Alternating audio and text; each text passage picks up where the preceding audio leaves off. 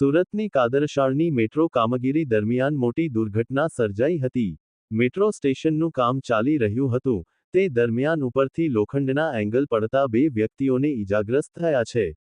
બંને યુવાનોને સારવાર માટે નવી સિવિલ હોસ્પિટલ ખાતે ખસેડવામાં આવ્યા છે.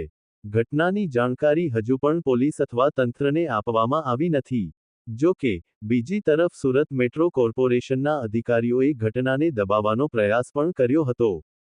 પ્રાપ્ત માહિતી અનુસાર, સુરતમાં મેટ્રોની કાદરશાની નાળ પાસે એંગલ પડતા બે લોકો ઈજાગ્રસ્ત થયા છે. મેટ્રોની કામગીરી દરમિયાન અચાનક લોખંડના એંગલ પડતા અફરાતફરી સર્જાઈ હતી. દુર્ઘટના સમયે સળિયા ખોલવાની કામગીરી ચાલી રહી હતી. એક બાદ એક એંગલ પડતા શ્રમિકો દોડાદોડીમાં ઘાયલ થયા હતા. ઈજાગ્રસ્તોને તાત્કાલિક નવી સિવિલ હોસ્પિટલ ખસેડાયા છે. ઘાયલોમાં એકનું નામ નિલેશભાઈ મનસુખભાઈ બોરસલીવાળા હોવાનું સામે આવ્યું છે.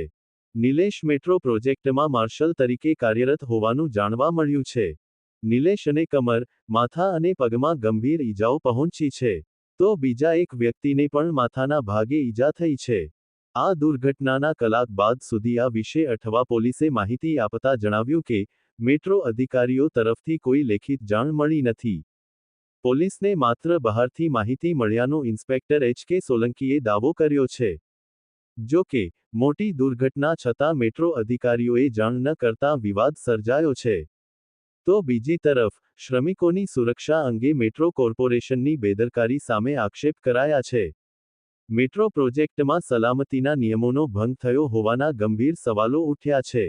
ઉલ્લેખનીય છે કે આ પહેલા પણ કાદરશાની નાળમાં મેટ્રોના કામ દરમિયાન એક બાળકનું મોત થયું છે, ત્યારે બીજી વાર અકસ્માતની ઘટના જોતા આ કામ વ્યવસ્થિત દેખરેખના અભાવે કે મોટા અધિકારીઓની દેખરેખ વિના થતું હોવાનું સામે આવ્યું છે. બીજી તરફ સ્થળ પર જે સાઇટ ઇજનેર હતા તે પણ હોસ્પિટલમાં મીડિયાના પ્રશ્નોથી ભાગતા નજરે ચડ્યા હતા. ત્યારે આ સ્લમ અને મજૂરિયાત વિસ્તાર હોય અને અનેક બાળકો મજૂરોની અવરજવર થતી હોય ત્યારે સુરત મે ટ્રેનમાં કામ સેફટી વિના થતું હોય તેવું લાગે છે. ત્યારે આ અંગે અધિકારીઓએ ચોક્કસ તપાસ કરી ઇજારદાર સામે પગલાં લેવાની જરૂર છે. અને ઘાયલોને વળતર અપાવવાની જરૂર છે. કેમેરામેન સાબિર અલી સૈયદ સાથે કાદિર શેખ, કર્તવ્ય ગુજરાત ન્યૂઝ.